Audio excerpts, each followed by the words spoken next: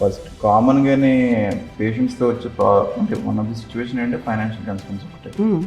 అంటే అది below poverty line బాగా పూర్ పేషెంట్స్, తర్వాత ఏమో మిడిల్ క్లాస్ ఉన్నవాళ్ళు, above middle class who can afford any sort of treatment, వాళ్ళకి పెద్ద ప్రాబ్లం ఏమి ఉండదు ఫైనాన్షియల్గా. ఈ మిడిల్ క్లాస్ వాళ్ళకి మాత్రం ఒక ఇన్సూరెన్స్ అనేది వాళ్ళు స్టార్ట్ చేసుకుంటూ as early as possible start చేసుకుని ఉంటే కనుక వాళ్ళకి మనం అందించే ట్రీట్మెంట్స్ ఎక్కడ హిండ్రెన్స్ లేకుండా కంప్లీట్గా ఇవ్వడానికి ఉంటుంది. లేదు అనుకుంటే మనం ఎంత చేయాలనుకున్నా సరే మన హ్యాండ్స్ కొంచెం టై అయిపోయినట్టు ఉంటాయి. వాళ్ళు చేయాలి, మంచి అడ్వాన్స్ ట్రీట్మెంట్స్ చేయాలి అంత నేను, బట్ వాళ్ళకున్న ఫైనాన్షియల్ కన్స్టెంట్స్ వల్ల మనం అంతకన్నా ఎక్కువ స్ట్రెచ్ చేయలేం దాని గురించి. సో ఒకటి ఏంటంటే insurance will be definitely helping them in that situation.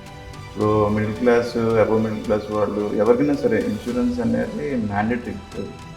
అలా చేసుకునేటట్టు ఉంటే మనం ఇంకా బెటర్ ట్రీట్మెంట్గా నేను ఎక్కడ కాంప్రమైజ్ అవ్వకుండా ఇచ్చే ఛాన్సెస్ చాలా ఎక్కువ ఉంటుంది.